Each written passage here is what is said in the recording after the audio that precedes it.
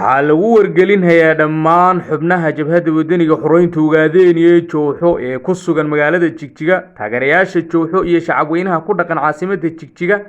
in maalinta berri ah uu ku soo wajahan yahay magaalada Jigjiga gudoomiyaha Jowxo Dr. Cabdiraxmaan Sheekh Maxamed Mahdi Maadi oo in dhawaale ahba safar shaqo ugu maqnaa dalka dibadiisa 37 sano horteed buu u sarakay maaday si loo helo sinani adaaladiin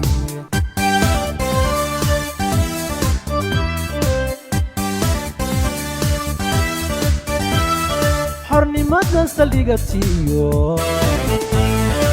inaan helo sadkeenu saan ugu jiraayo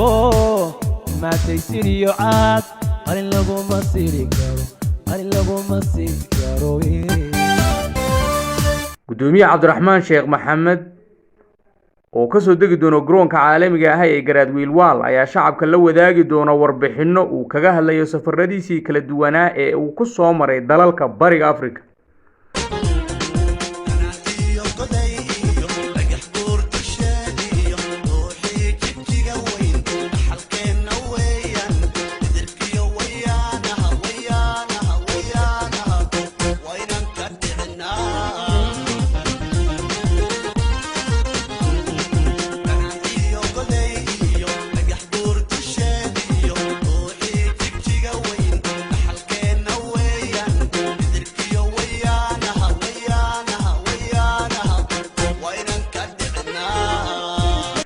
gudoomiyaha oo loo sameyn doono soo dhaweyn heerkeedu sareeyo oo aan kala hadlahayn ayaa waxaa cid walba oo u diyaara soo dhaweynta gudoomiyaha lagu wargelinayaa in ay yimaadaan xafiiska Jowxo ee xaafadda Tobnaad ama agagaarka xafiiska dhaqanka iyo dalxiiska ee heer deegaan. saacadu waa 12 ama 6 saac ee duhurnimo qof walba sida uu yaqaano, halkaas oo ay diyaar ku yihiin baabuurtii geyn lahayd garoonka. رقعة سياسية سعدي كرامة أقنتي سعيد عندنا للما سمي كروي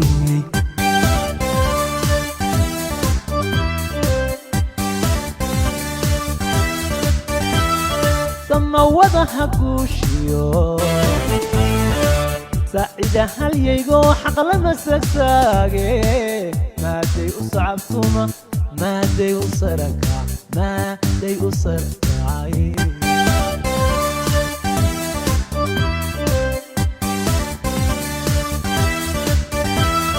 ثم وضح كوشيو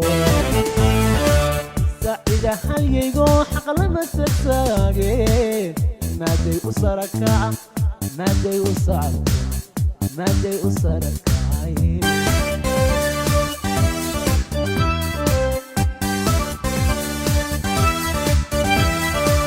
daxan sugayno saadaalinayne xornimadan sidkeed galayna noqon leeliyo maantana sidii hore maantana